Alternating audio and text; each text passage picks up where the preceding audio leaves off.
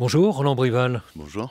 Vous faites paraître chez Gallimard un livre illustré par Bruno Lians et intitulé Thelonious, une biographie romancée sur le pianiste de jazz américain Thelonious Monk, 2 ans après avoir livré votre vision du poète guyanais, troisième homme de la négritude, Léon Gontran Damas.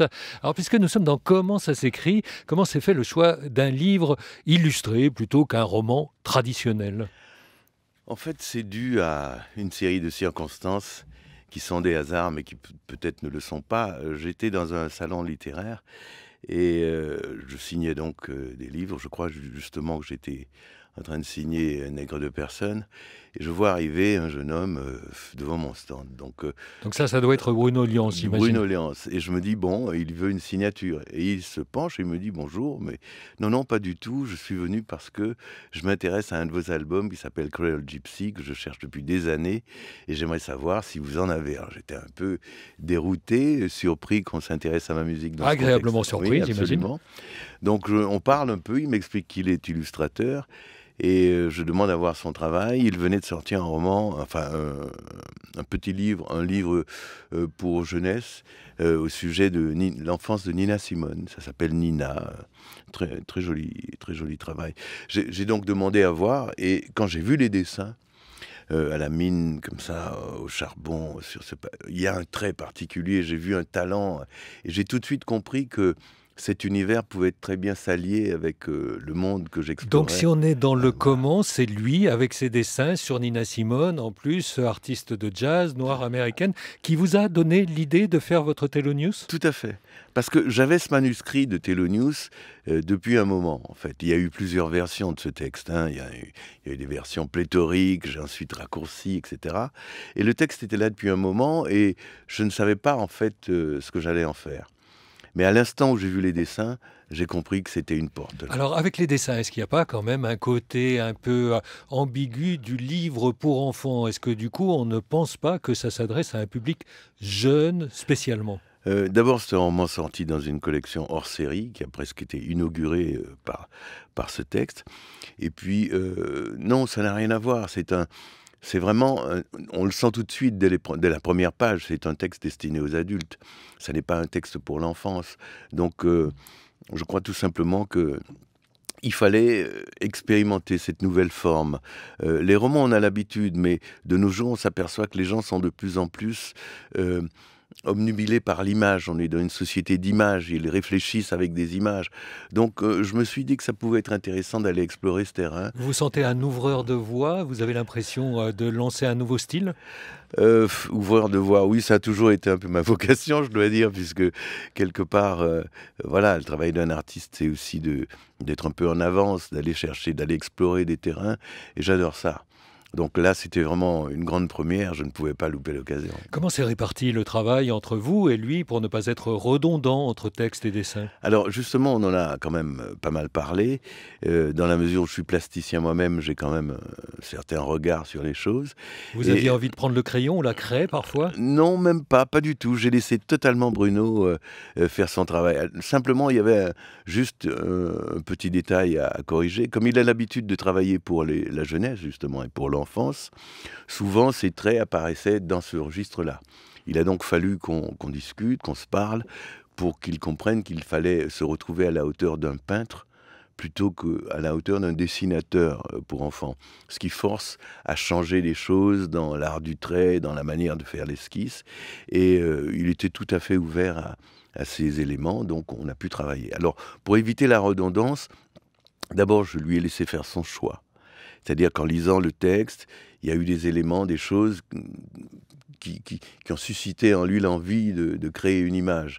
Et à partir de là, on a effectivement travaillé sur le fait que les images ne devaient pas simplement servir à illustrer ou à répéter ce qui se trouvait dans le texte, mais à le prendre pour le projeter ailleurs, dans un imaginaire particulier, dans un monde un peu onirique, qui est le monde de son travail, et à partir de là, tout allait bien. Thelonious Monk est né en 1917.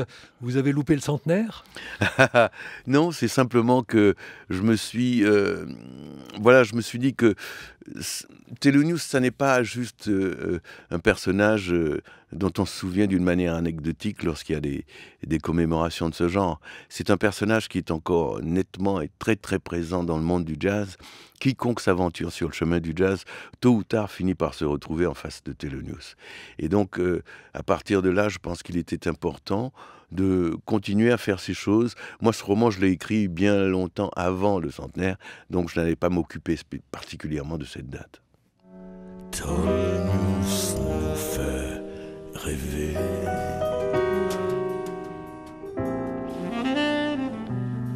Équilibrez vos acouphènes. Le jazz est en liberté.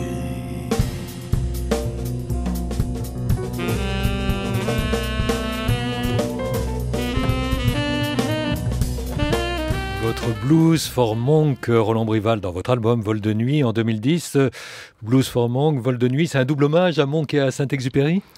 Oui, en quelque sorte.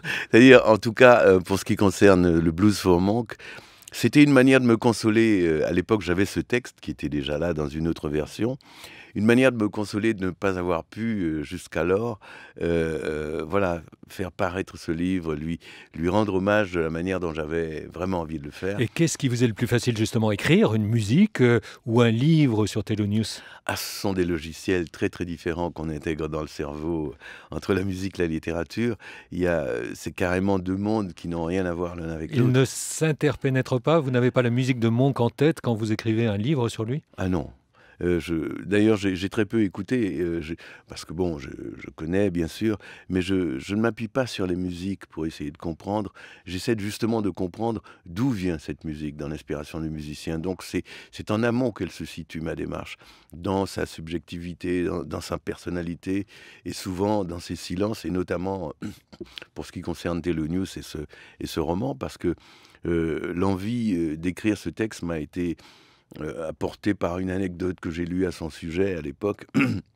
J'ai appris que Monk, sur le tard de sa vie, tout à coup avait arrêté de jouer. Pourquoi ? Il ne touchait plus un piano de toute... Voilà, il se levait le matin, il passait la journée, et cet homme... Il n'avait plus envie, il n'en était plus capable ? Alors, c'est justement ce que j'ai voulu explorer, et c'est ce que raconte le roman. Donc, d'où vient ce silence, et qu'est-ce qu'il y a dedans ?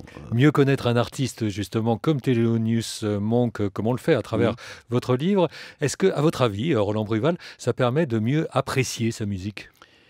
Ah, certainement, je pense, oui, parce que on se coltine avec le personnage, on le comprend mieux. Monk, ça paraît parfois singulier, même abstrait, bizarre, même pour certains qui ne le connaissent pas, qui le découvrent d'un coup en écoutant une musique.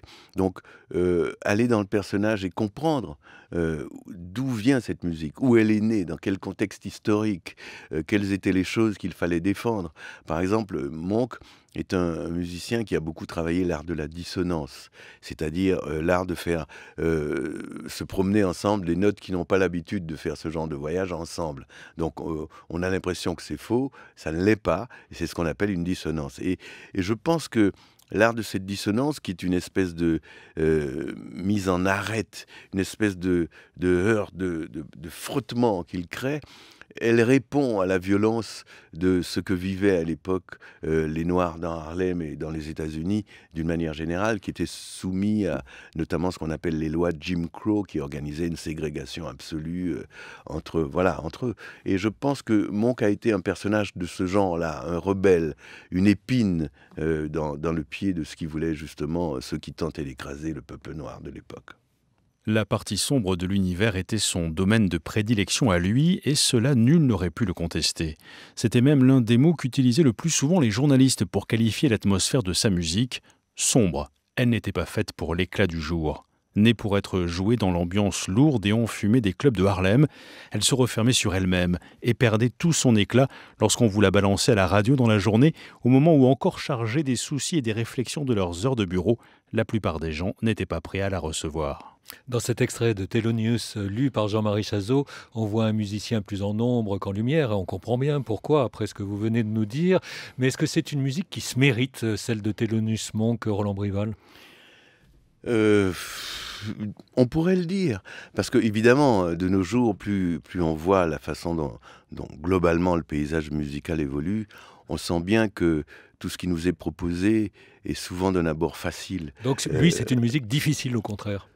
Difficile, je ne suis pas... Enfin, on pourrait le dire, mais ça n'est pas ça, en fait, son intérêt. Son intérêt, c'est qu'elle est surtout... elle a gardé l'humain en lumière. Vous savez, entre les enregistrements qu'on fait, notamment aujourd'hui, dans le système digital, c'est-à-dire avec ce silence numérique, tout ça est très très froid. Ces rewind, ces prises différentes. C'était mieux avant, Roland Brival? Non, mais c'est simplement une autre école. On choisit celle qu'on veut, je ne sais pas laquelle est la meilleure, mais Monk, par exemple, avait l'habitude de dire qu'en studio, la première prise est la bonne. Parce que si vous en faites une deuxième, vous commencez déjà à vous caricaturer. Et vous êtes d'accord avec ça pour votre propre musique?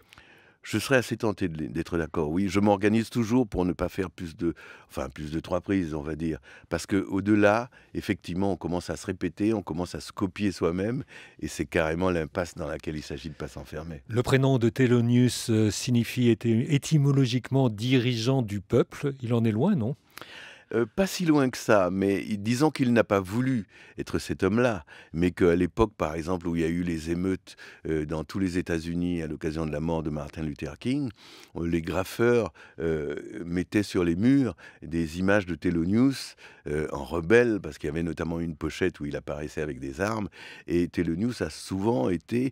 il a fait partie des personnages qui ont impulsé et inspiré la révolte de ce monde noir. Et est-il encore plus proche de son nom de famille, Monk, le moine? C'est quelqu'un de religieux, Monk? La musique est sa religion, mais je pense qu'il est plus proche effectivement de Monk que de Thelonious dans sa musique et dans son art, parce que c'est un homme solitaire et un homme effectivement extrêmement concentré, extrêmement recueilli dans la ferveur musicale qu'il propose. Elle l'intriguait, la baronne. Après le concert, il s'était laissé faire lorsqu'elle avait glissé un bras sous le sien et qu'elle l'avait entraîné en direction du bar. « Venez en Europe avec moi, Thelonious. L'Amérique n'acceptera jamais de vous reconnaître à votre juste valeur. Pour eux, vous ne serez à jamais qu'un musicien de jazz noir, et en cela, tout est dit. Mais l'Europe, c'est autre chose. Là-bas, vous serez tenu pour ce que vous êtes déjà, l'égal d'un Beethoven ou d'un Mozart. Comprenez-vous ce que j'essaie de vous dire ? » Nouvel extrait de votre livre, Roland Brival, dans la voix de Corinne Alexia. Alors très vite, puisqu'il nous reste très peu de temps, qui est la baronne? La baronne Nika de Königswarter est une héritière Rothschild, une baronne anglaise, qui est tombée follement amoureuse de la musique, du jazz et du monde général. Et de tous les musiciens, Charlie Parker. Voilà. Elle est devenue leur mécène, elle a compté grandement dans leur vie. Charlie Parker est mort chez elle et elle a été une amie exclusive de Monk qu'elle a protégée, qu'elle a entourée du mieux qu'elle pouvait. Et elle a été aussi l'amie, bien sûr, de Nellie Monk, qui était la femme de Thelonious. Et il y a ce trio, comme ça, qui fonctionne d'une manière assez harmonieuse quand on analyse sa carrière. Voilà. Dernière chose, Thelonious, Monk, après Damas, est-ce que vous racontez seulement des personnages dans lesquels vous pouvez vous projeter ? Mais je peux me projeter dans tous les personnages. J'ai écrit récemment un roman japonais qui se passe... Et vous étiez japonais, vous étiez comme Dany Laferrière, un écrivain japonais à ce moment-là. Absolument, tout à fait. Je lui ai justement envoyé ce livre pour lui prouver jusqu'à quel point ce qu'il disait pouvait être illustré d'une manière juste. Voilà, l'écrivain n'est pas un homme qui s'enferme dans une catégorie culturelle particulière.